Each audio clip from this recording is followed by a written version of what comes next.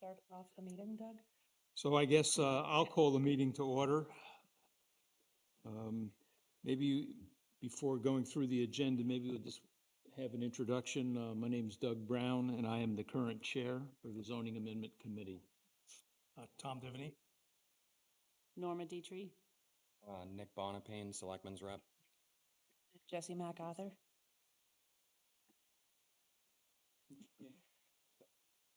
Joe Mancus. Turn on your mic there. Joe Mancus. Then Paul Monk. I don't have a mic. I'll have to take one from him. This one's the battery's dead, I think. Yeah. Okay, first item is to approval of the agenda. Are there any changes, amendments? No changes. No, We'll okay. make a motion, we approve the Thursday, September 18th, 2025 agenda. Second that. All in favor? Aye. Perfect. First order of business is election of officer, which really constitutes someone Wasn't here last week. who would graciously look to step in to be the chair of the committee for 2025, 2026. I'll do it. You'll do it? Make it easier on you. Perfect. Gonna make you twist my arm a little bit. All those, do we have a approval of the nomination? So moved. All those in, I'll second. okay. All in favor of Tom stepping in as the chair? Aye. Okay. I'll graciously succeed responsibility to you. Be kind enough to take over the co-chair. Fine, I'll sit in as the co-chair.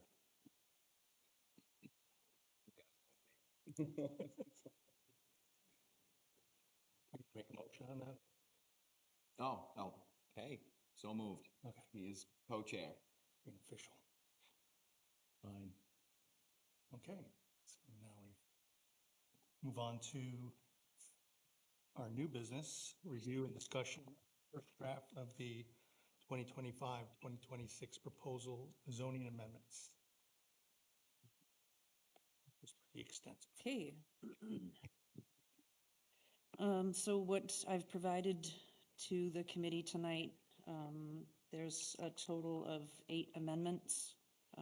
There may be some that could get put together. I'm going to talk to town council on that with the ones that are changes in law. So I will inquire with him on that. So the first planning board proposed amendment number 1. This has to do with the criteria that's listed in the residential commercial zone under special exceptions regarding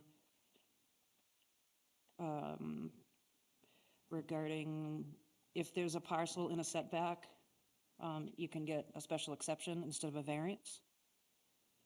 So I had suggested to maybe put that in the setback section itself, or if you wanted to discuss maybe removing it entirely.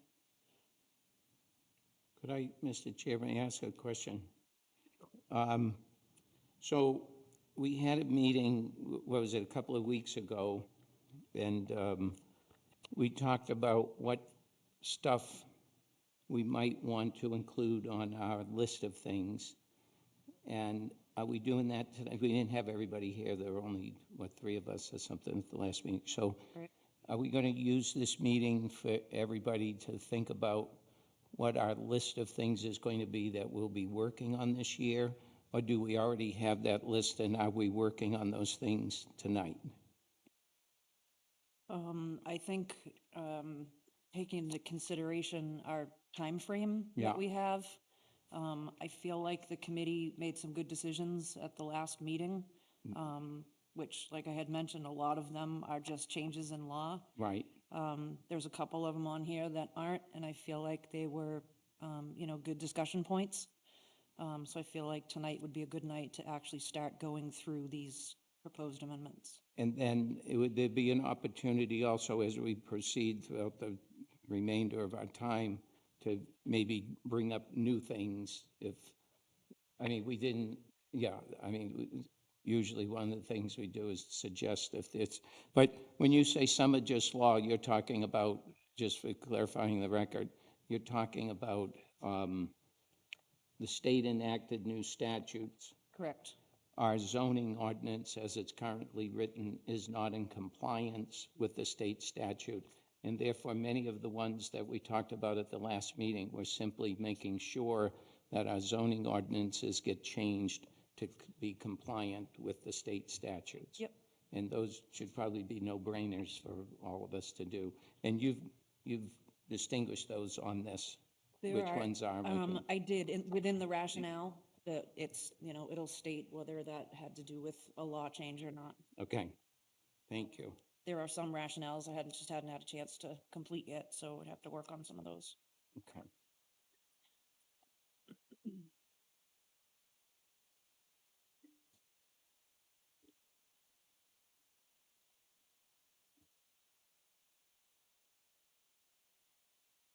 All right, Paul, did you have something you wanted to add to this? Do you have something in mind? Well, oh, you mean in terms of another zoning thing that I think we should be looking at? I don't know yet. You know, let's see how full our plate's gonna be, but I do, you know, being on the ZBA and seeing some of these things, typically, you know, we can suggest things that are practical. But can I just ask on this one that we're dealing with now, why are we going to take it away from a variance and make it a special exception if somebody wants to be in a set? I mean, one of the So it's most currently basic, is special exception. it currently is a special Yes. exception that changed already, So that in 2015, it got changed and added to the special exception in the residential commercial zone. just in that zone. Just in that Oh, little, okay, yeah. I gotcha. And so this is just to regroup it in the zoning ordinances to be in with those other ones. Right. 'Cause it Okay, just, so Right. you'll never find it unless you know that Gotcha. it exists. So maybe adding a setback requirement section. ordinance would, that's where it should be living. People would see it if they're looking at setbacks, they'd see Right. that. And that's all this proposed change would do is take something that already exists and just put it in the right section of our zoning Yep. laws. Yeah, Okay. so change it, not Right. changing it, just putting it, Organizing it better, yep. Thank you for that. That was for section 327 setback requirements A. correct. Originally, the sentence started with buildings and structures, so I just literally took that section and plugged it right in the beginning.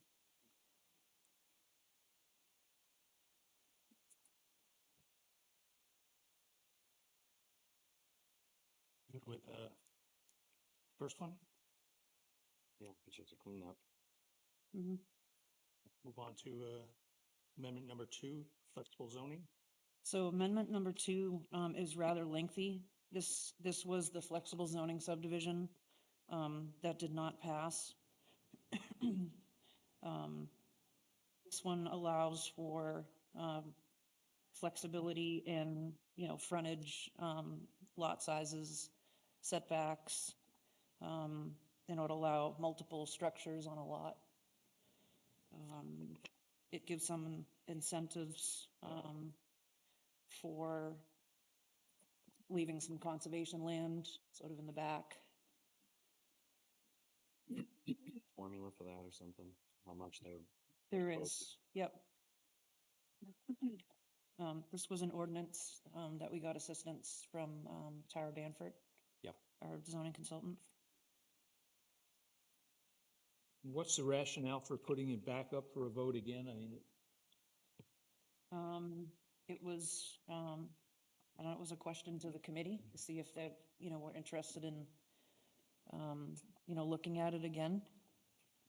I think it's a good asset for the town. That didn't lose by that much, did it? I'm sorry? I can't recall, but I don't believe it's lost by that many votes. I think the margins were very close on Right. it, very close.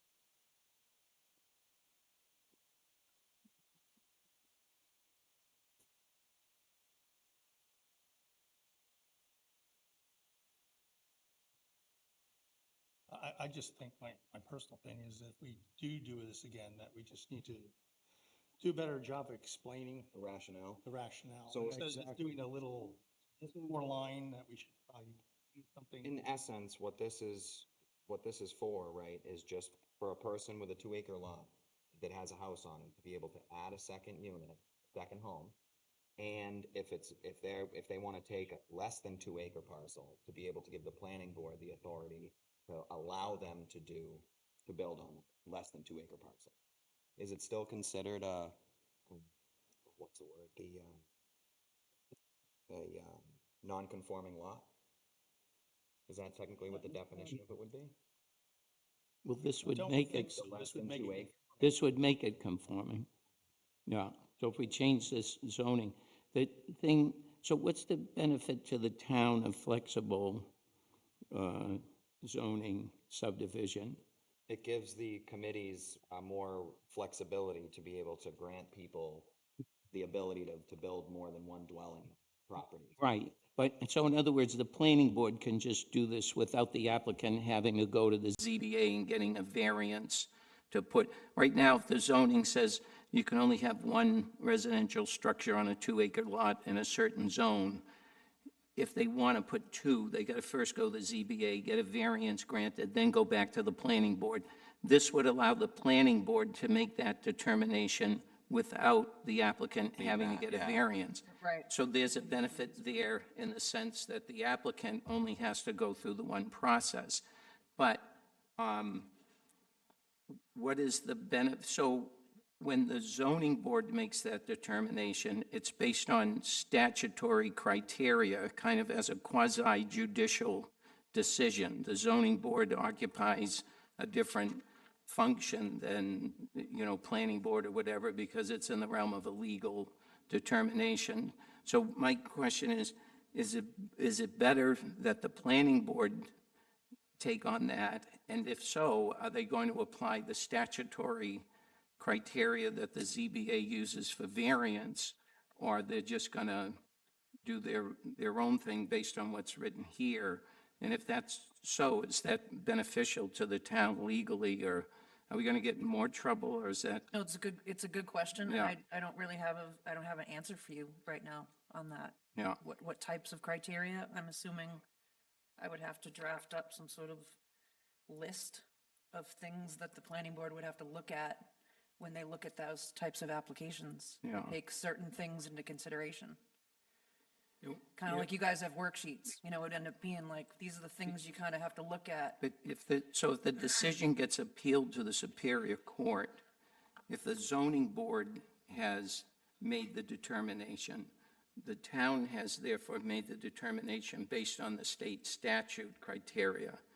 Whereas if the planning board makes the decision and it goes to the Superior Court, I don't know how the Superior Court is going to review that decision, since it's not going to apply the standards that apply to a review of zoning board decision. Basically, Superior Courts will not act as a super ZBA. It will uphold the ZBA. I wonder how the courts will respond to this, and therefore, does this benefit the town somehow, or is it going to get us in more of a legal issue than what we currently, because this takes that decision away from the ZBA, gives it to the planning board, and has its own criteria, not the statutory stuff. Right.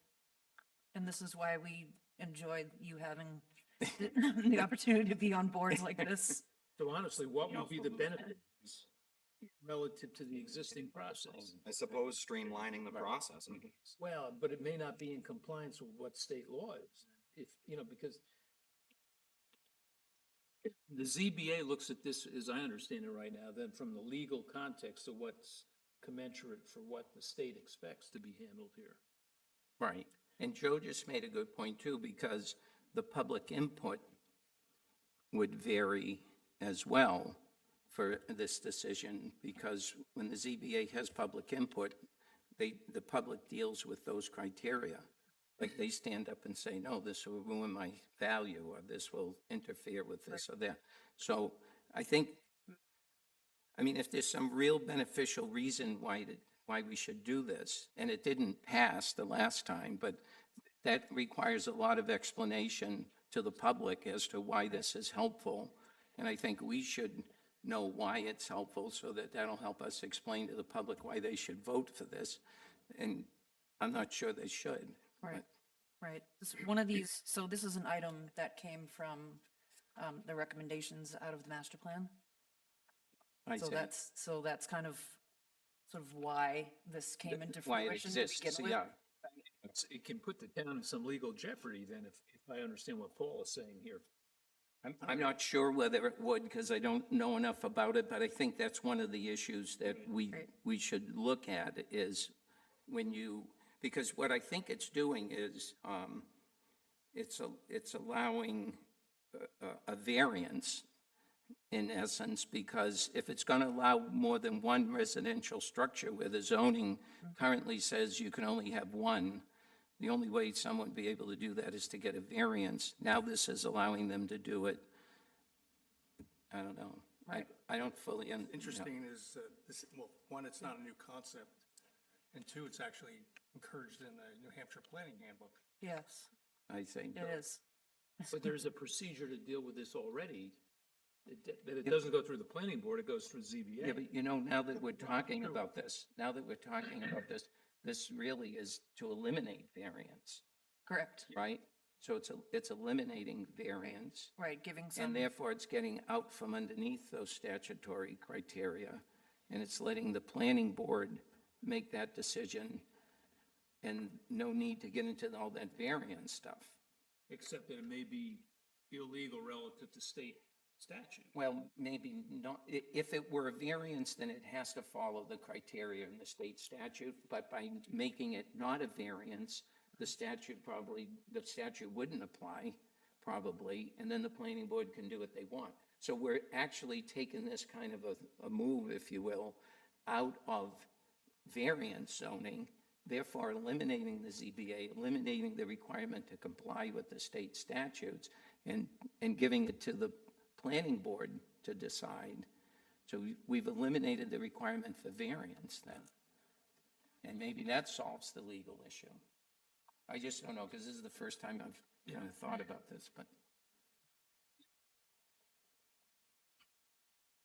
it is a big move, but if the move is worth it, like if we have this desperate need for housing and it's ridiculous that only one house should be on 2 acres in the rural residential zone or the rural zone, and the town feels, yeah, that's ridiculous, we need to be able to put several residential units on an acre or something, then this, I think, would be a good thing to spend our time looking at carefully if we feel the town really could benefit from this.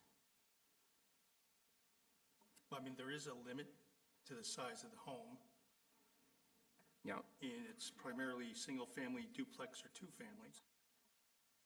So we really wouldn't allow two homes, single-family homes on a lot. I'm reading this right.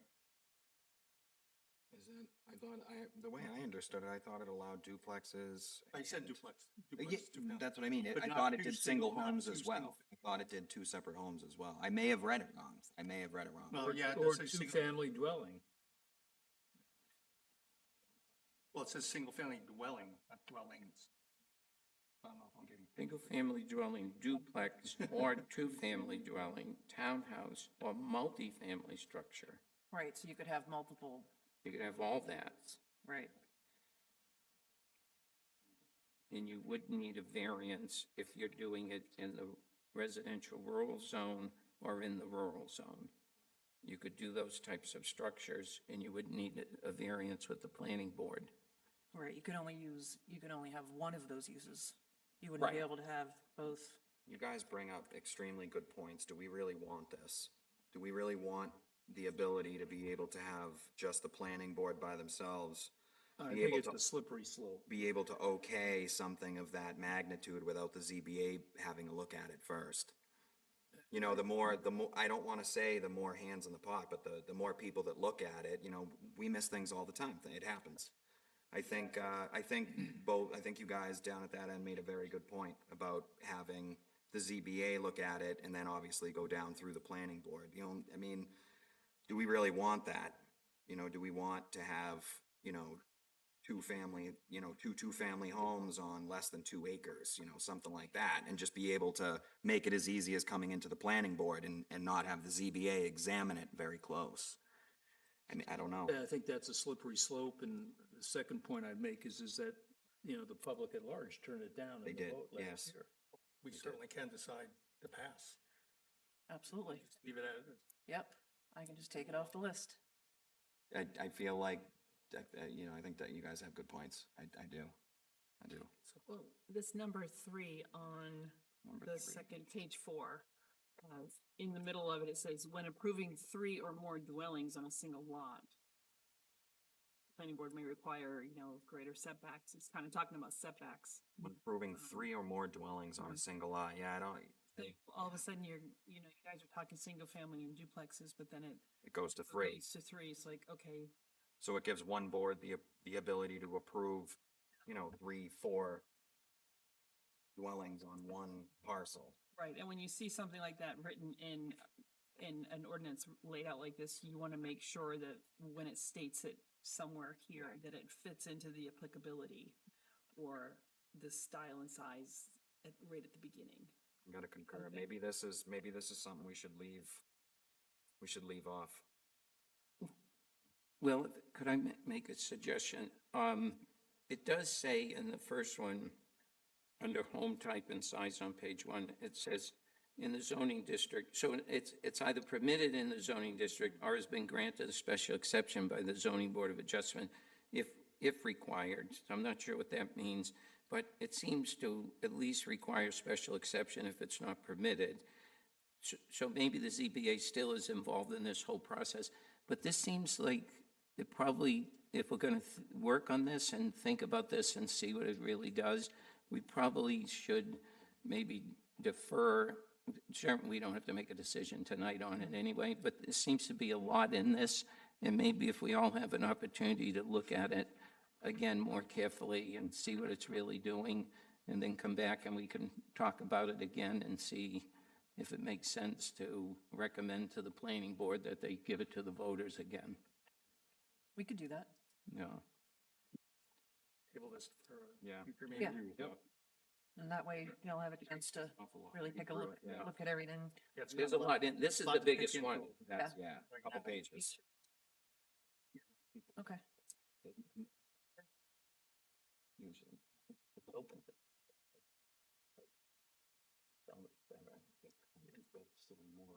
No, we can't. Move on to, Oh. page are we on? Page 5. Article 30, general provisions, sections 319, accessory dwelling units. Do we I think there's a need to do language change. Number 400 first, Jess? Hold on a second. This one.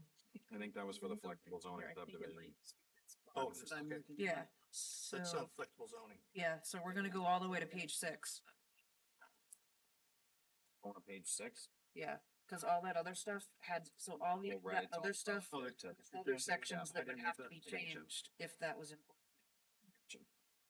So we're going to propose amendment number 3, that's on page 6. Yes. So which one are we on now? Page 6, proposed amendment number 3.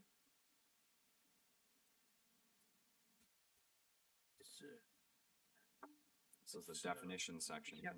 Amendment number 3 is to amend Article 200 definitions by adding new definitions for a butter and buildable area, and to amend definition for building envelope, pre-site build houses, and seasonal cabin. And it goes on. Yep, so this is, the abutter definition is so long, but it's from the state. And they broadened the area to where an abutter, was deemed, eligible to receive a notice. So I kind of feel like if I shortened it, I would, kind of leave out some important information. So this language is all consistent with what the state language is? Correct. That's the state's definition of a butter. Definitely should adopt the state statute, yeah, for sure. So And it's interesting, they have abutters for notice purposes and then abutters for testimony purposes. Yeah, yep.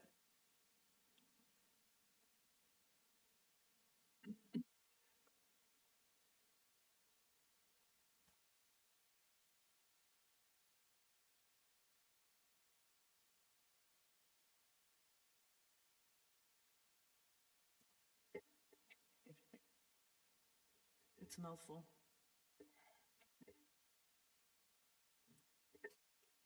Is the state requiring this, or we just want to be consistent on our own? I just want to be consistent. Yeah. Right. So if they're mailing out an abutters list, how are they supposed to know who is not happy for testimony? Kind of not gonna get that off the voter Right. roll. I suppose maybe they would just introduce themselves as an abutter or someone that was just lived in the neighborhood. I'm not too sure. So it looks like in the first part of the definition, those would be abutters who would have to receive a notice from the applicant. Yep. And then it says, for purposes of receiving testimony only and not for purposes of notification, the term abutter shall include any person who is able to demonstrate. And then it goes on to kind of identify those people, which in a way almost has no real meaning because we hear from anybody. You know, you could live, Right. you know, 20 miles away and you can come to a public hearing and say what you think of granting and denying it. But it's probably a good idea, though, Jesse, to be consistent with the state definition.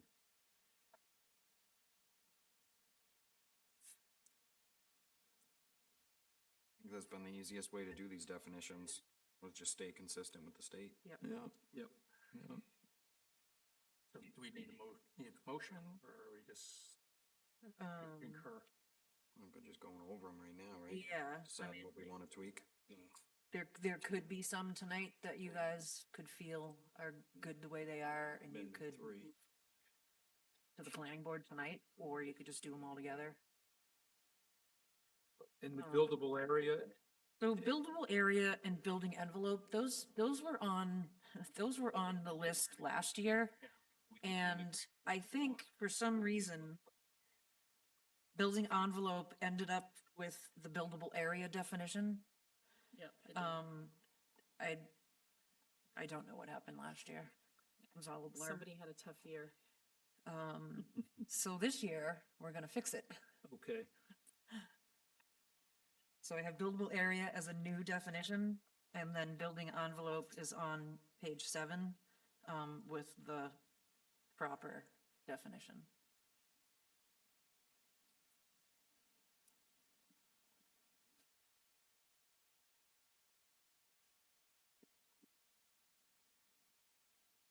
I put pre-site built housing on here as well, to remove the language that had to do with HUD.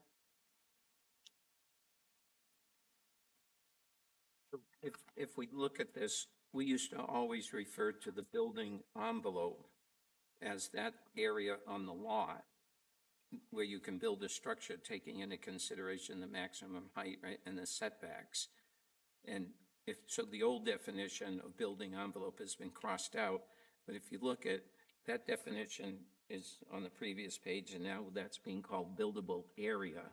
So we're keeping the same definition, we're just giving it a different term, which I think makes complete sense. And when Norma explained that last week, because we were calling it the envelope, but it is really the buildable area. So I think that's more consistent. And then the envelope becomes, it looks like really the interior of the building, Norma? Structure. Yeah, it's the whole exterior assembly of the building. The whole exterior, okay. Makes it more specific. It just contains the heated space where you live versus the outside. And then we'll just have to get everybody on the ZBA and other places to stop calling the building envelope and start calling it the buildable area. Yeah.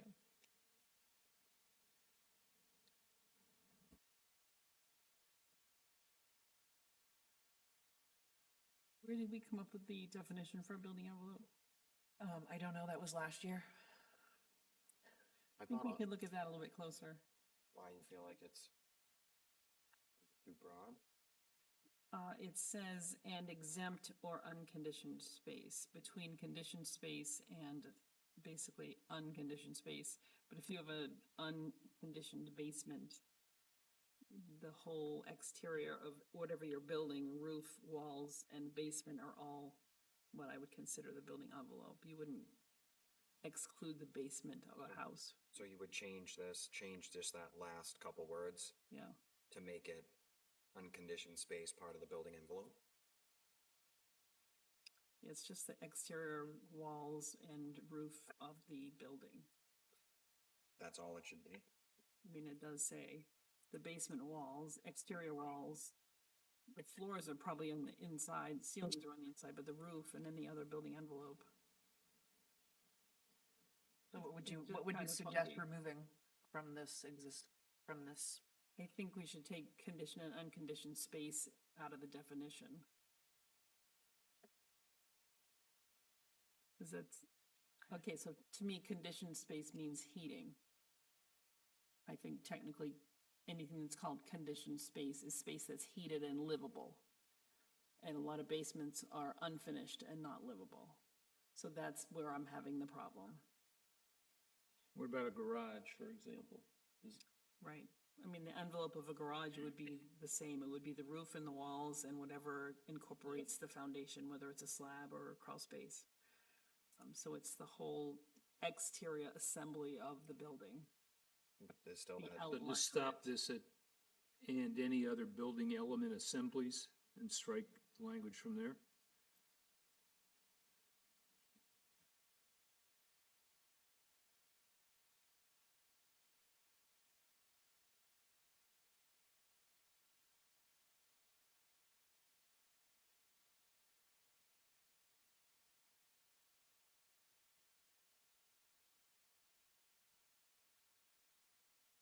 I would take out floors and ceilings. So it says the basement walls, exterior walls, roofs. I don't know what any other building element means. If you had an enclosed porch or something, that would probably fit in that. or season or something. I would just say Season, that enclose, you know, the structure. In any other enclosed structure? Yeah, it encloses the structure.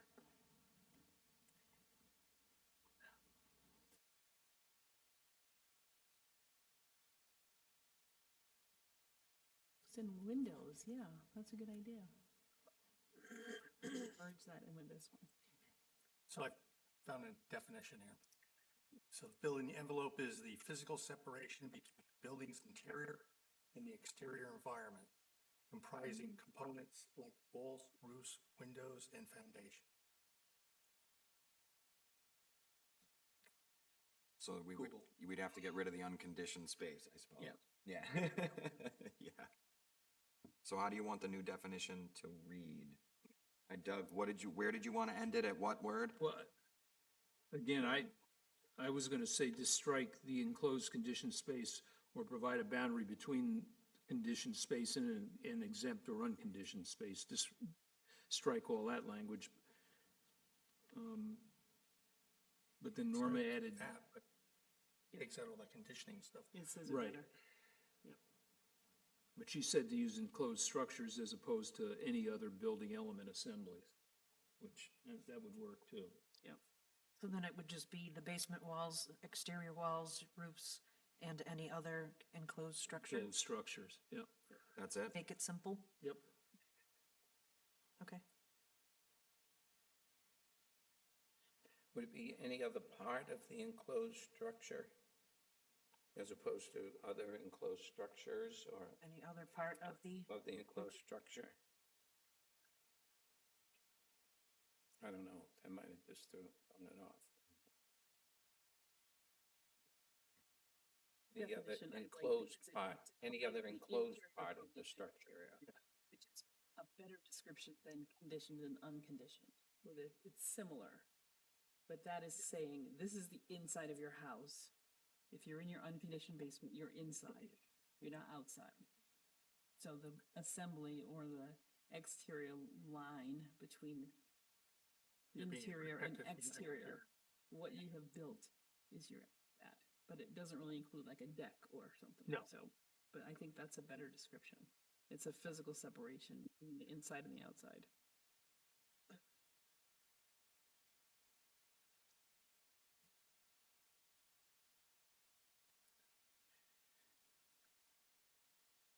Are we good? Are we good with that? Okay. So I'll fix it and then we can kind of revisit it at the next meeting to ensure that that's good language.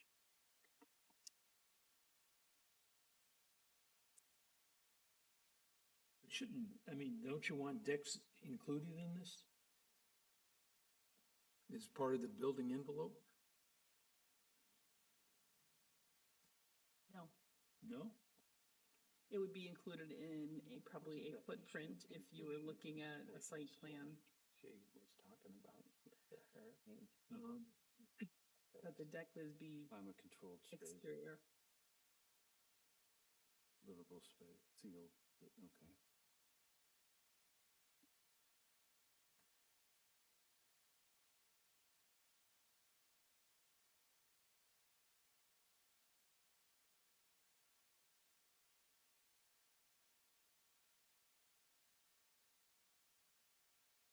So that's gonna help you.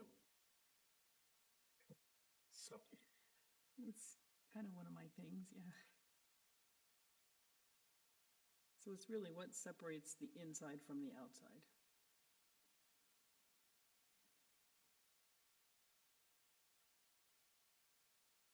I'll defer. I'm not convinced that, you know, when you talk about a building envelope and you bring a plan for a structure plus, you know, open, non-walled footprint that still is part of a construction, isn't that something that still should fall within building envelope? I guess. I guess it's dependent on how we interpret it. Yeah, how you define it. Would a farmer's porch be a conditioned space? With a roof and, Well, The that, in guardrail. my mind, would be an interior space, whether it's conditioned or not. an interior? Yep. Because you've built a wall that keeps the weather and the rain and the snow out, whether it's heated or not, which is what condition means to me. So that would be part of a building envelope, but a deck would not be. That's kind of where my line is, yeah, a deck would not be. But if you've got exterior walls and a roof that keeps the elements out, So I you, think that would define what a building so here, envelope is. here's the rationale.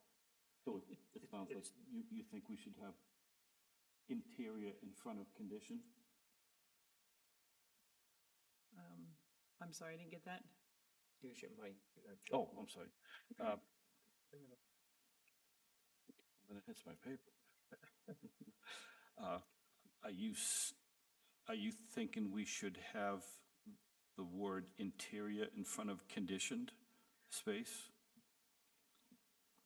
I just think we should strike that whole conditioned versus unconditioned space out and use interior Okay. and exterior Okay, in place of. okay. What else does it say on there? Well, the rationale is the primary functions are to provide structural integrity, protect from the elements, and regulate the internal climate by controlling thermal transfer, air linkage, and moisture. A well-designed and performing envelope is crucial for energy efficiency, occupancy comfort, and maintaining indoor air quality. So in a nutshell, it's protecting from the outside environment. Right. That's why the exterior to interior comparison is a better, Right, but that's probably where they got the Description. conditioned air versus non-conditioned air, but yep. I think that just complicates. I think the words the definition. condition start murking with Yes. the spaces and where inside and outside is So a basically, clearer you can still be definition. protected from the exterior, but it's not conditions. And that doesn't include decks, because decks aren't here. Right. I guess it's up to me to interpret them. We're gonna There you go. move this on to the next meeting, or? So what I can do is I'll retype it and we can, the committee can look at it again and, maybe pass things forward at the next meeting if you'd like. And look for other definitions. Complicated even for.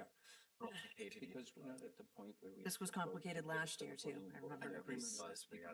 Different iterations of it, look them over, come back next meeting with another iteration.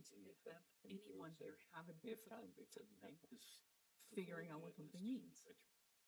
Helps you? Because I have a hard time figuring out exactly what each section means. It's not that clear cut. And we'll keep doing it every year. Every year. Send something to the planning board. You have to follow the code. We think the zoning ordinances should be changed as follows. Okay, do you want to move on to the next one? Yeah. Well, just on seasonal cabin, the last meeting we had, there was discussion that was 400 square feet or less. Is that still applicable? Or is it?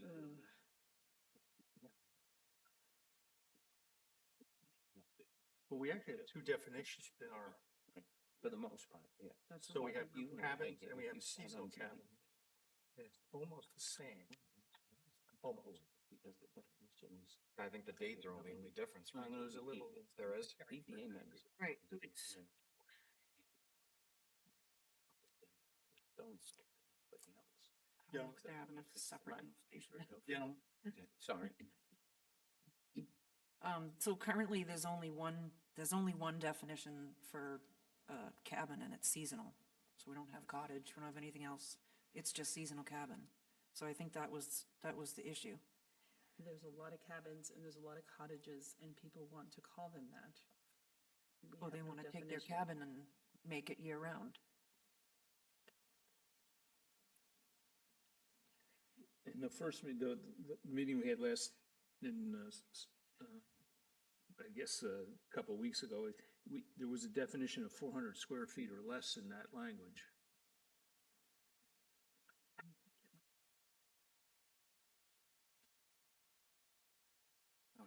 Well, I wasn't here last meeting, I did listen to it, Yep.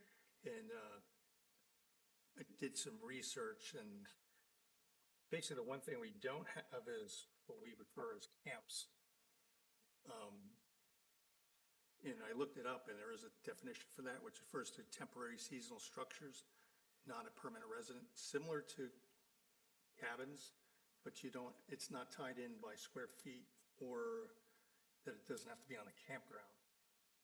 Now, that's not an official definition, we'd have to adopt it, but it would open up, and it specifies that it's not a permanent resident.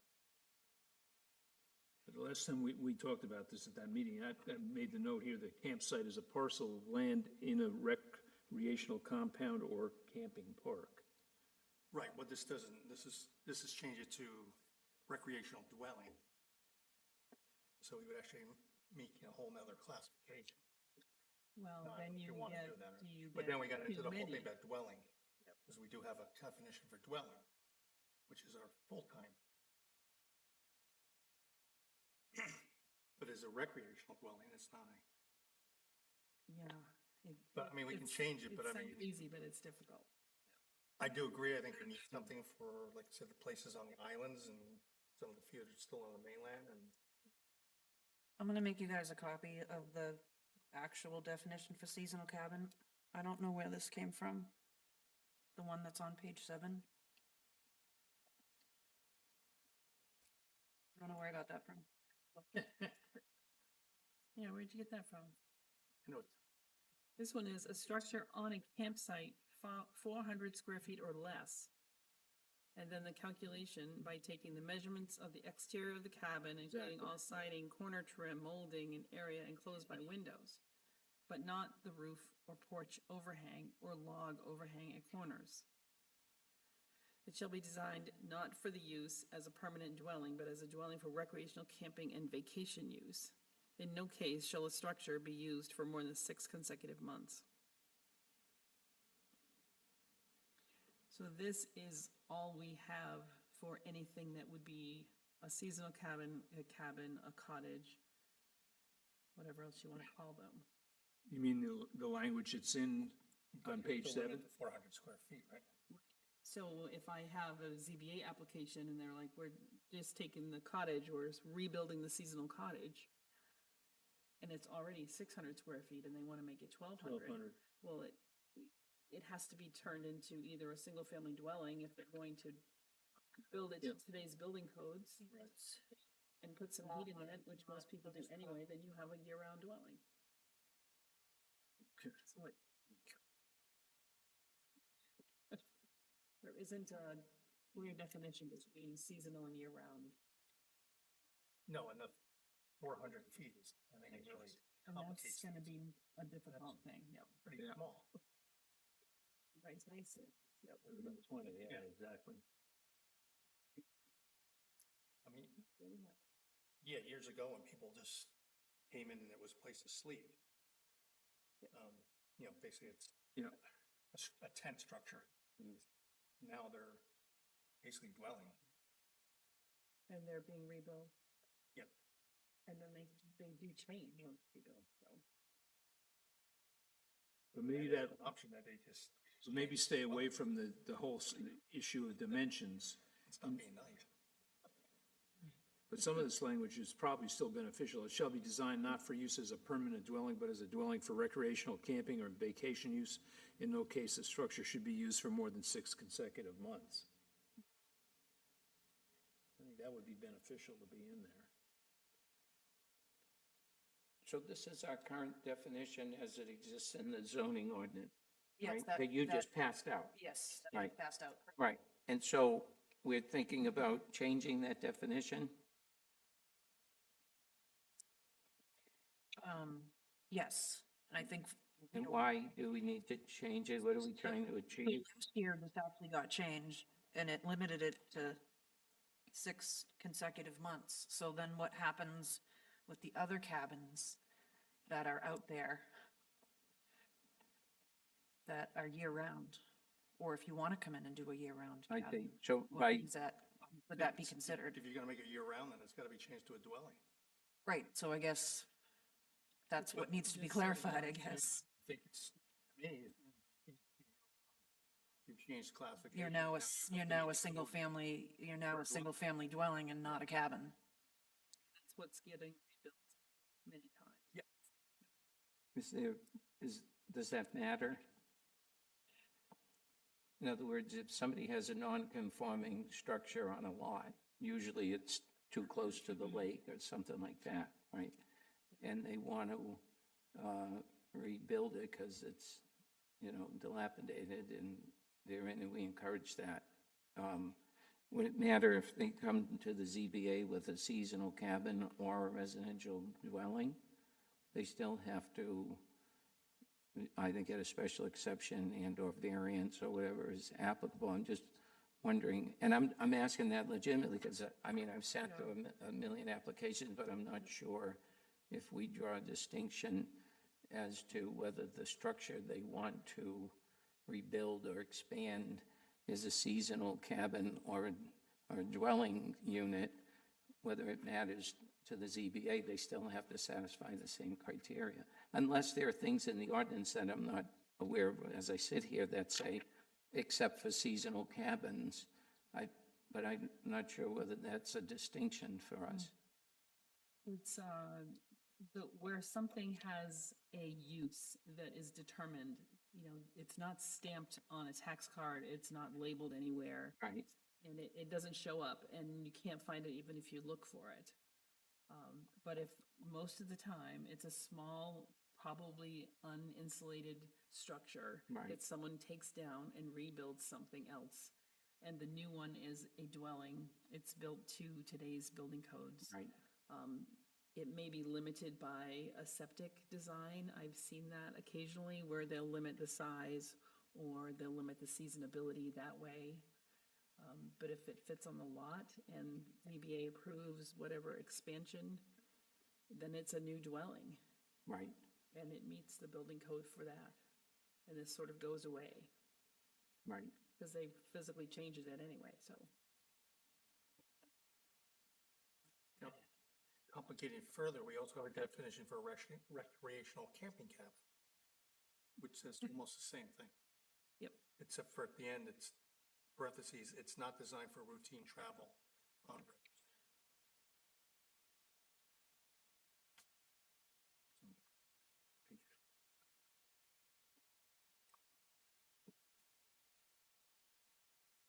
These seem How would like you get rid of one? one of these needs to go away. Yes, I would go with I this would one. strike this one that doesn't have, um, Recreational camping cabin.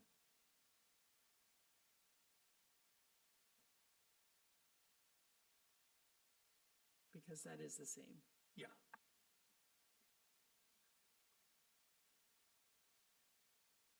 There must be a reason we have a definition for seasonal cabin. I just don't know what it is. Right. You know, but I mean, in terms of our process, you know, before we're ready to present our list to the planning board to see if they'll approve them, to put them on the warrant article, it's not uncommon to go through several iterations of proposed stuff and look it over, and it's a long process, so the fact that we're not prepared tonight to take a vote as to what we're going to be submitting to the planning board is, I think, absolutely fine, because we're looking at definition, maybe we need this, maybe we don't, maybe, and this gives us a chance to think about it longer, and when we come back, you know, we can give it more, you know. So what I can do is I can take a look at this recreational camping cabin and see where else it lives in the ordinance and see if it's, you know, comparable enough to seasonal cabin.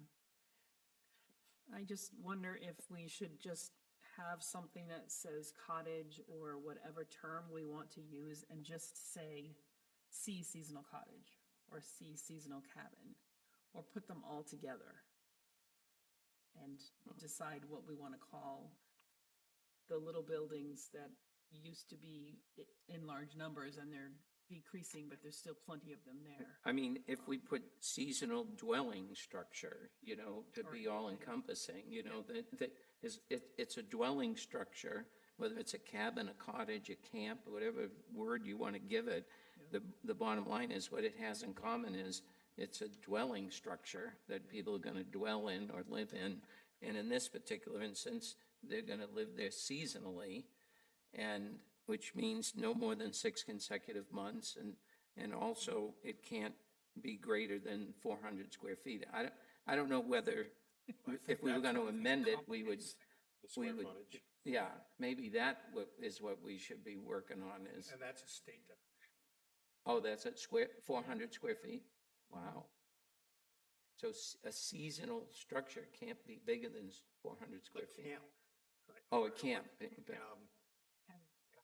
Seasonal cabin. But I think if we change it to seasonal dwellings, we can do whatever.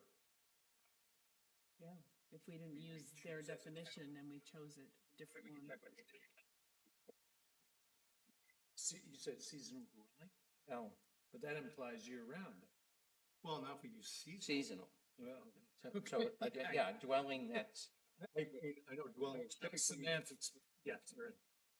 Unless we can think of a different, I think the square footage limitation on a seasonal dwelling is probably important, because, although I don't know, I mean, that's why you're thinking, yeah,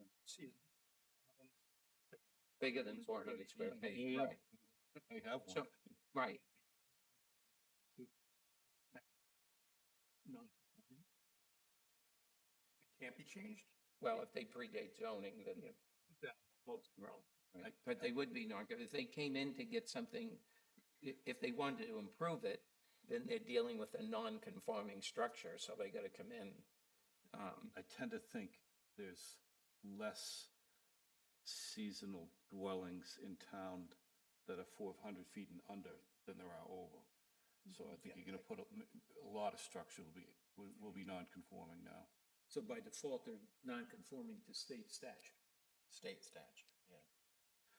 But you had mentioned the word dwelling, there's another term, another definition using the word dwelling Yes. in this, in And that the state. dwelling Implied. typically applies year-round.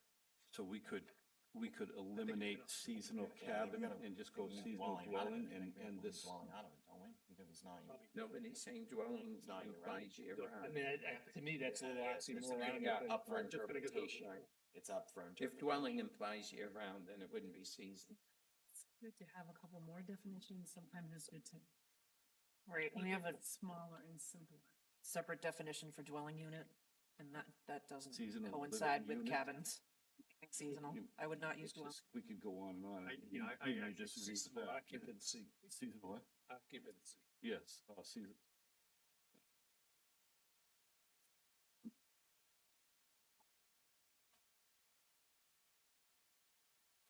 We should think about why that term is important to our zoning ordinance, because we're treating certain structures differently than others, and the question is, are we really? And do you want to be inconsistent with state statute? Well, no. We want to be consistent. Yeah, I would think so. Right. So. Do we have If a somebody copy of comes it? in with a 600 square foot seasonal cottage and they want to upgrade it to 1,200 square footage. Now we say it's a non-conforming structure. So their only choice at this point would be to make it a year-round dwelling. Year-round dwelling, right. Which by rights, that's a pretty big cottage. So yeah, I would think it'd have to be a dwelling at that point. 1,200. So I mean, that would be one way to, Just for Norma to handle Yeah. when it comes out. When they take it down and build something else, then Which they've now got means something you else. have to meet dwelling code. Well, but are There's not seasonal much plan cabins, for that. are seasonal cabins exempt from building codes or from, in other words, I don't understand why there's a distinction that matters. You know, if every dwelling structure on a lot is treated the same way, whether people live there for 6 months in a row or less or whatever. Well, aside, is our plumbing codes different or is a different code? If someone's building a seasonal cabin, can they default to a lesser level of, Let's say, say plumbing? insulation or something. Yeah, maybe. They would have to drain it. Do it? They have to drain the pipes in the winter, of course, or do whatever they do, but. I'm just talking about during the construction, when they're building it, would you look at it differently because it's a seasonal? Not so much. No, the only thing different would be whether it's gonna freeze in the winter or not. If we're trying to stay consistent with the state, we're actually gonna take our definition and make it less consistent with the state. Yeah, If we we amend amend it, change it. So really the alternative is to do what we're saying is, if somebody comes in, I want to upgrade, okay, well, because it was built in 1960, or let's make 1950, and you want to conform to now you have to meet our building codes By right, now, and now it's going to be changed from a cottage to, or cabin to a dwelling. by rights, technically, if they're gonna knock down a seasonal cottage, I mean, they have to conform to all current codes anyway. Right. So you would think if it's over 400 square feet, it's no longer, you're right, it's no longer a seasonal cottage. or And I think that's I'm going to presume that the language we had from the last meeting, it's in there, it also said, it shall be designed not for use as a permanent dwelling, but as a dwelling for recreational camping and vacation use. In no case shall the structure be used for more than 6 consecutive months, Jesse, do you know, is that the language that's in the state statute? I think we may have added the 6 Okay. consecutive months sentence. It seems to me we should be pretty consistent with the state Does that have statute. something to do with voting?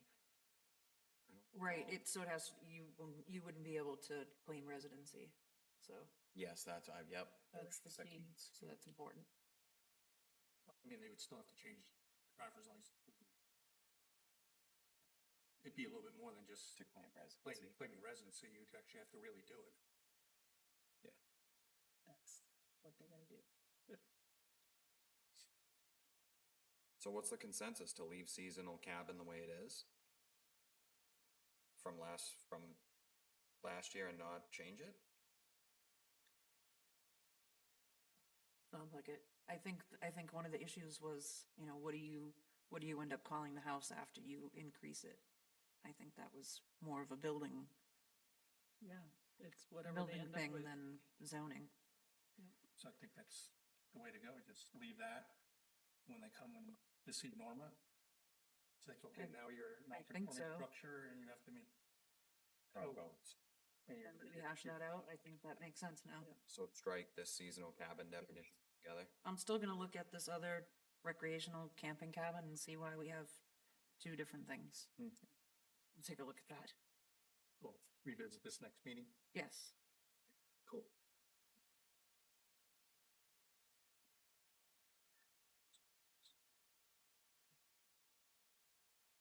We defer. Yeah.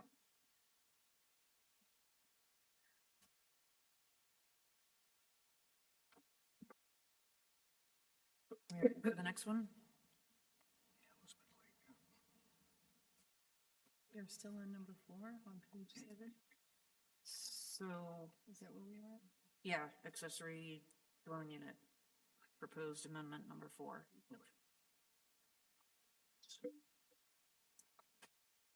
So the reason why this one is in here, the state has now allowed accessory dwelling units, to be detached and not, it doesn't necessarily have to be above a barn or garage. It can actually be completely detached. They did also offer up, some new definitions, so that way better defines what's attached and what's detached.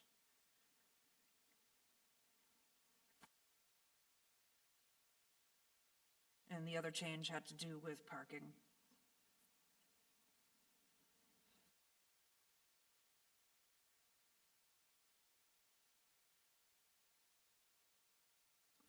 So I don't know if we might want to incorporate these two new definitions into our existing definition, kind of tweak that one a little bit.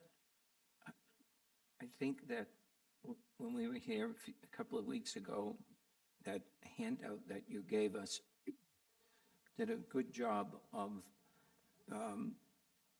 informing that the state has now enacted a statute, and the statute says accessory dwelling, I'm paraphrasing, and I may be exaggerating, but my takeaway on it was, under the state statute, accessory dwelling units can be built on people's property, whether the zoning law allows it or not. And the requirement of towns was to change your zoning to permit it everywhere and to take out many of the restrictions we had where it had to be only a percentage and it had to be attached or above a garage or whatever we have. And I think probably the easiest thing for us to do is to just look at that state statute and compare it to ours and then change ours so that it's completely in compliance with the requirements of the state. I think there was some leeway in there for the towns to regulate a little bit of something here or there, if Yeah, I there's remember. still some that you There's can still keep. something we Yeah. can do. So maybe what we do when we take a look at that, we make sure that all of the things that the statute is mandating we do, we change our accessory dwelling unit ordinance to be fully in compliance. And then we look at those portions that we can regulate and see what we need to do, if anything, with Okay. that. All right, so what I can do for the next meeting, I can kind of do a comparison of what's existing and what, like you just said. And what the state requires. Yeah, and then I think we're not gonna have a choice, right, but and then the rationale to the voter is, the state requires that we do this. Yep. Yeah, I can do that.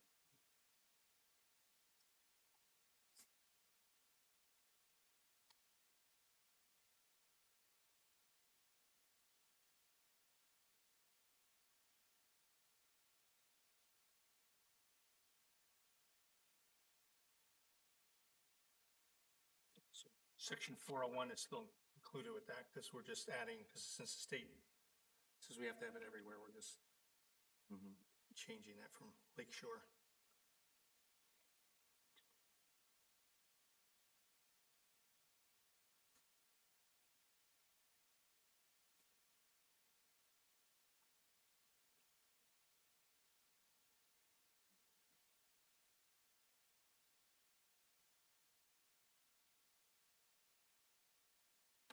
Moving on, number 5. I just ask, on the 401 thing, it has RS, it still has an N. Can we still do no in that zone?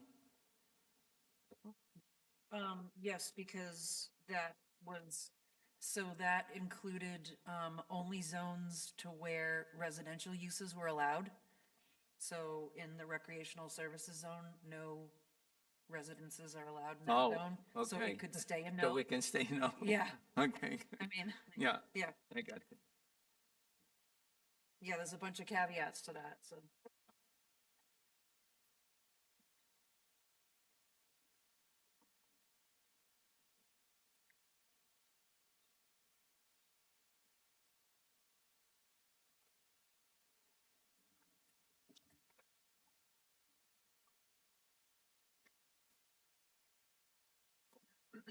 Up to number 5 now, or just making sure is a short-term rental? Yeah, number 5 was a pretty easy swap. So parking spaces, so now for residential uses, you can't require more than 1 parking space for residential use, but you can still put restrictions on the accessory parking. So this one, it was worded as 1 on-site parking space for each bedroom. So the new language from the state refers to units and not bedrooms. And what's a unit? Is the physical building itself? It's a dwelling unit, whatever Yeah, a dwelling comprises a unit, yep. dwelling unit. If the dwelling unit has 3 bedrooms, you still only have to have 1 parking. 1 parking space. Make the neighbors happy. Fabulous, yeah. Because they're already happy. So we're saying here, if you have a 4-bedroom unit that you rent, you're doing short-term rentals, you have to offer 5 parking spaces? No, you only have to provide 1. Parking. Provide 1, okay. Yeah. Yeah. Yeah, the 4-bedroom homes that are renting to 18 people. Yeah, All that work we did last year. Come in. Oh, okay. Yeah. Okay. You gotta give them this one parking. Public, It's not a very enlightened state legislation. yeah. Where are they gonna go? Where are they gonna park? All right. Amendment number 6. So amendment number 6 really doesn't have anything to do with amending any of these definitions that I've listed. I just wanted to list them out so you'd know the differences between residential care is in italics, and group, childcare, center-based care is just in the regular font. What changed was the municipalities are no longer allowed to require site plan approval for residential daycare programs. And there was another change. So the only proposed changes are to allow it in the Lakeshore residential zone, because now you have to allow it in all of the zones that allow residential uses. And I thought maybe differentiating the 2 home-based care and then center-based care in the table of uses.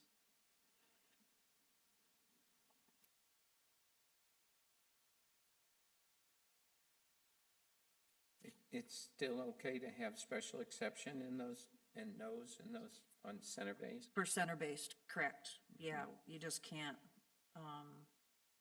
require that for any of the home-based Right. care. Yeah, but as a trade-off, you don't have to get your car inspected anymore either, so it all works out.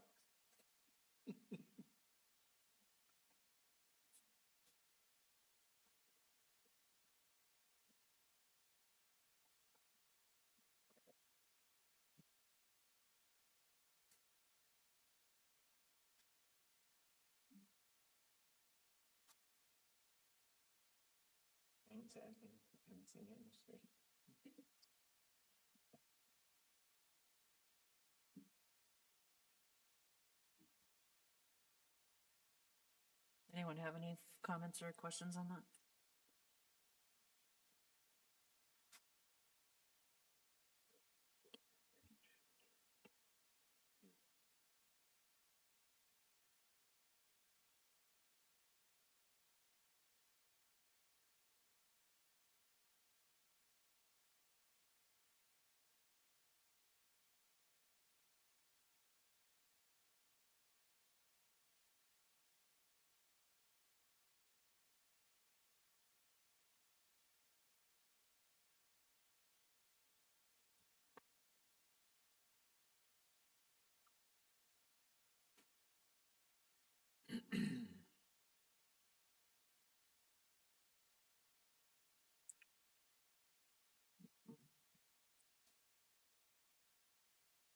Ready for 7?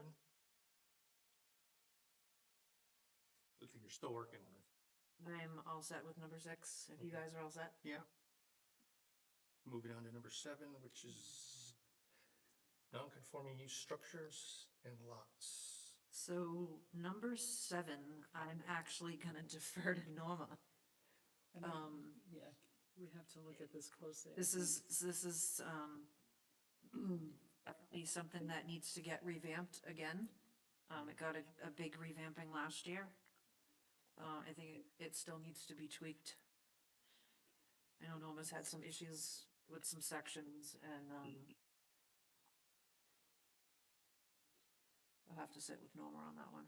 I think we could hand out to all of you board members what it stated before we changed it earlier this year. And then give you what we have now here and let you look at the difference.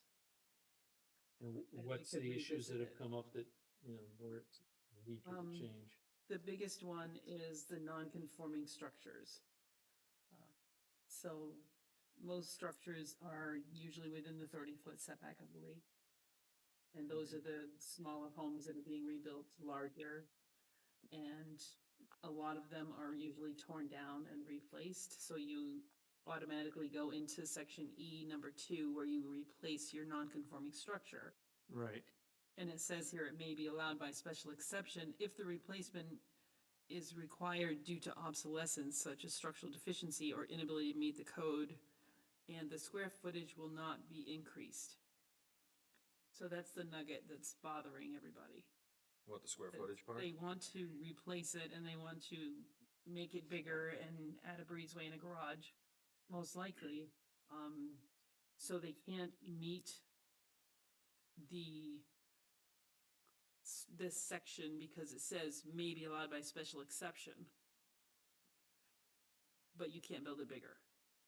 So we've been getting a variance to this section because they can't meet, or they want to increase the size of the structure. So it gets cumbersome. And the And zoning Bill, have board you doesn't been like issuing it. variances?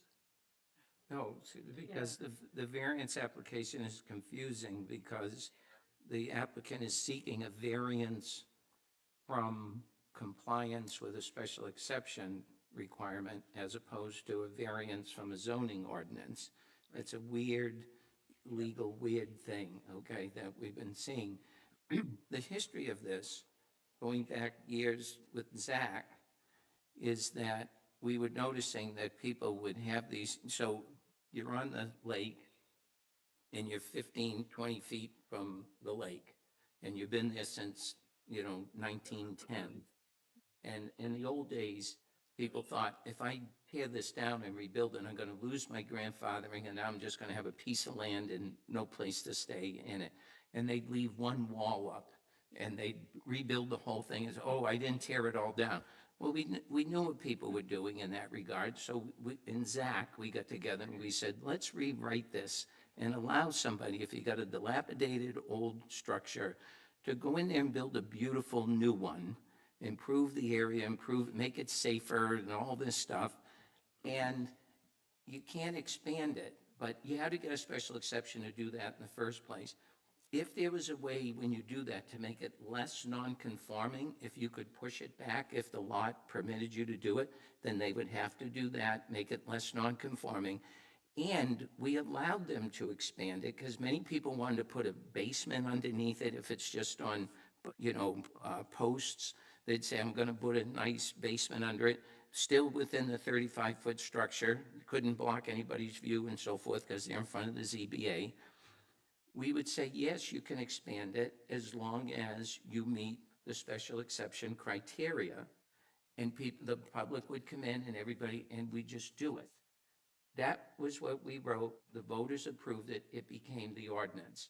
And then I don't know when it changed, because I stopped doing ZAC and I was off the ZBA for a while, but it changed now, where it now says, yeah, you can do it, but you can't expand it. So everybody coming in is saying, this has no foundation. We do want to lift it up and put a little foundation under it. We want to put whatever they're going to do, they stay within the footprint, but they can expand it upward. Now they can't do it. So now people are saying, well, we want a variance from the special exception that doesn't allows us to do it, but not to expand it. And so that's a weird application to do that. So I think probably a good way to deal with it, my suggestion would be, we go back to the way it was, where people, if it's an old dilapidated structure, they can come in to the ZBA, lay it all out, get a special exception, and the ZBA, if they want to expand it, we keep a very tight rein on it. We make them make it less non-conforming if it's possible, and it was all working beautifully. And then for some reason it got redrafted, and now it's a problem. So in looking that over, we thought we should consider maybe going back to the way it was. It still has ZBA approval. The public still gets to give input. They can't, diminish property values. They can't block people's views. I mean, it's still very well restricted. And you're not seeing monstrosities on small lots. That doesn't work. So it's a well-controlled thing. And when it's done, these places look better, they're safer, they have better septics, they have, everything typically ends up being improving. They're more valuable, they're greater taxes, they increase the value of the neighborhood usually. So it's been a good thing. So the thought was, let's look at what we used to have and see if we could change it back to make it better for people. I think the only issue we're in with that would be the increasing the height, because you're talking about a lot of these cottages or camps or whatever that are on the water. They're replacing a single level on post camp with a 2-level with a foundation, True. and they're cutting the other people behind them completely out. So you had said, oh, well, as long as they're conforming within the height restriction is 35 feet. Right. So the house behind you has got to be pretty tall to have a view over your home, or wider than your home. So typically when that happens, Nick, those people come in, and we ask the question even if they don't, because they still have special exception. So when you go through those criteria, is it going to diminish values? One of the things we consistently ask for is, what's it going to do to views? And if it's going to cause, and usually an abutter will show up and say, no, I can't see the lake if he puts that thing. We deny that. And we ask them, we say, well, listen, just keep it 1-story structure, put your foundation, but keep it so, and everybody, goes, it still has that ZBA scrutiny. Right. And in the end, you're seeing a much better building there, obviously. It's safer, usually it's aesthetically nicer, it's a big improvement overall. And they're not these monstrosities, because you can't do that anyway in the area that they have. So It's very common, that application right there. Now, what do we do when they're not dilapidated and they want to do it? well, that's okay too. So in other words, that's the other thing. This one regulates it and says, oh, if you're falling apart and you're not, a lot of people just build it and they go, okay, it's not dilapidated, but you know what? I can have a much nicer, more efficient, more energy efficient, more compliant with current it's all going to be current building code, insulation, electrical, septic. it all ends up being a more improved situation than what's there now, you know? And, I think overall, over the years that we were doing that, the results have always been kind of a win-win, you know, a win for the town, a win for the homeowner. You could find that old language. Yes, I mean, the old. Take the existing, the old sketch. Yeah, right, and just the, Go back to the old. yeah, to go, If I hear that. Well, but doesn't the old statute restrict you to leaving certain? no, no, it didn't. You could voluntarily tear it down and tear it down completely and then rebuild it. You know, in the old days, if you tore it down, you lost it. You lost your grandfather and you couldn't have it there. One of my neighbors years ago did that same thing. He kept one wall up. And Yeah, they keep one wall up so that they don't lose it But we don't have to worry about that anymore. no more, right?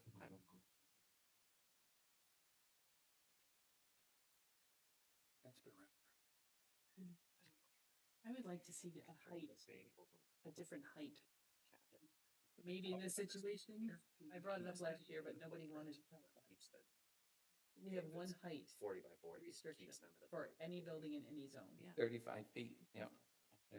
So I think I guess they could build something maybe bigger we could reduce if it you can, somewhere if it fits. in some zones. I'd say, Oh, you're suggesting Good reduce the height in certain places? certain zone. I just think it's worth tossing out and seeing what people think. Yeah. So, Does this allow them, I I'm just trying to work through this. Yeah, If they had a 40 by 40 camp, just using that as an easy. Yeah. A 40 by 40 and they want to do this and they wanted to increase it, 60 by 80 or something like that, increase it by that size. As long as it is allowable in that lot, we're gonna let them do it. We're gonna let them increase the overall footprint. I think if you look at the earlier version of the special exception for that, a voluntarily, taken down building, I think required them to stay within the footprint, The existing. the existing footprint. But we did have a section on expansion, and I think it was upward or downward, so this allowed them to put a basement in, and in some instances, a second floor, but in every instance where there's a second floor, one of the primary focuses is what's raising this building going to do to surrounding properties? How's it gonna impact? And everybody who's in a butter gets a notice, and people show up, but we always ask that question. It was in the language? The language was expansion upward or downward, and it was restricted. I can't even remember, but all we gotta do is grab an ordinance from, 5, 6 years ago or something, whenever it was, and we can look at that. It seemed to work well, is the point. You're also saying if they could back. And it says that too. Less. It said, and the ordinance says that. So to the extent that the applicant can make the structure less non-conforming, we require that. So that's always another area of inquiry. We say, well, listen, on the 35-foot lakeshore setback, you're in that 15 feet. Can you back that thing up 15 feet and be out of that setback? And sometimes you find, well, they got ledge, they have a thing, or this, and they say, and then we say, can you back it up 5 feet or whatever? And and everybody's happy to do that. We've never had any resistance in a situation where it can be done. People will go, fine, we'll do it. So it usually works out. The other advantage, the ability to put in a septic. And, because that's a requirement of special exception, is there has to be adequate area for safe storage, septic and water, and all those areas have to be complied with when they come in to do this. that's the building permit application process. Yeah, We'll catch that. yeah, exactly. So it really improves a lot of, people at these camps sit there and just keep deteriorating because they don't want to give it, if the structure goes, all they got is a non-buildable lot at that point. They could pitch a tent and, swim in the lake. So this way, they get to still, some of these things have been in families for, 80, 90 years, and it works out well for the most part. Can we revisit it? Be interested to see what the rationale is. Some of the rationale was there would be a heading that said non-conforming uses, and the first line would say structures that are non-conforming. And it just, Right. it kept labeling the three of them like they were interchangeable and they're really not. So I'm just thinking about part that. of the motivation was to explain this pull the them public. apart. And then it didn't do the job correctly, so maybe we can bring the pendulum back a bit, so. Right. We have anything else on conforming structures? No, that was it. And then proposed amendment number 8 is, I didn't write it all out yet, but it has to do with the table of uses and how some of the uses refer you to go to see Article 200 definitions, but not every one of those uses says to go to the definition section, so it was kind of useless. And then there are other sections that tell you to go to the table of uses. You go to the table of uses tells you to go to a certain section, and it keeps, you go back and forth, so I'd like to just remove some of those from the table of uses. Makes sense.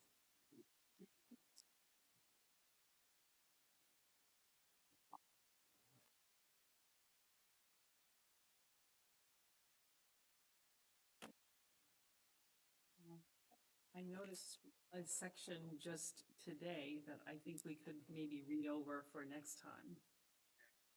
Section 360 says non-habitable structure as a principal building on a lot.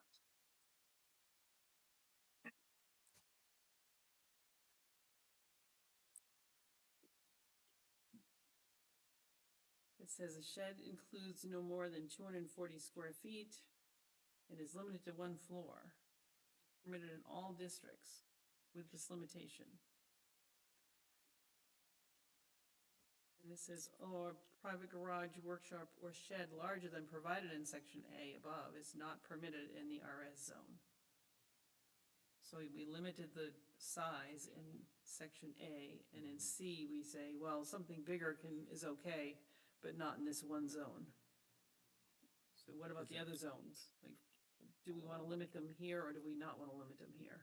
Well, this one, I thought you're not allowed to have private residences in the RS zone anyway. Yep. So I guess this is kind of a moot point at that Right. rate, I guess, because it says a private garage, workshop, or shed. All those things would be on with somebody's house, right? Right, but you need to have a principal structure Yeah. there, so. Yeah. Just noticed that. Before you get to the point where you're, okay, that's in. Business, yeah. Yeah. Additional storage. Additional storage, another garage, I guess. If there was a business somewhere, then that would be the primary dwelling, primary structure. I think it needs to be read over. Yeah. Hey, if you think it needs tweaking, if you're the one who's got inspecting. Well, I'm gonna make a big pit. We that know is not things on the something to be implementation. put off. I think people should feel they've had a Yeah, full it's amazing. opportunity to say what they want to say. You guys tend to rush them, and I don't think it's fair. There's a couple of permitted uses that we haven't been able to get in here. I'll cut them off, Joe. Let it go. We have a definition for storage containers, but we don't have any regulations around them. Unless they're considered an accessory structure and you want to treat them like a shed. I think if we want to do that, we could. Come up with any Yeah, we should. business, selling retail versus wholesale or Yep, something. they did. Yeah. So, Something we want to continue or? well, you Or is that the just looking definition for for- something, but you don't have any regulations around it, so. Is it considered an accessory structure and then it fits into the accessory structure category? Now, how did that come up? Well, they're all over town, most places anyway, so. The storage containers or the business selling storage Well, containers? both of them, both really, but the business one came up last time. And that in itself was not clearly defined in the permitted use table. Now, would a storage container almost come up with just what you were just talking about? Yeah, Bless you. but But it's not permanent. I think it would be nice to have under business, it would Or- just have an other category. Or, but we want to table it till next Are we meeting? tabling it? Yes, please. Okay. We can go to any public input? Motion to adjourn. No public input? We are the public. Anything. It's following the agenda. So we're gonna have our next meeting Monday, October 6th. Yes. Put that in here right Good. now. The motions for adjournment? I'll make a motion for adjournment. October 6th. Second. 6? Okay. So moved. No, My first meeting? oh shit. Thanks.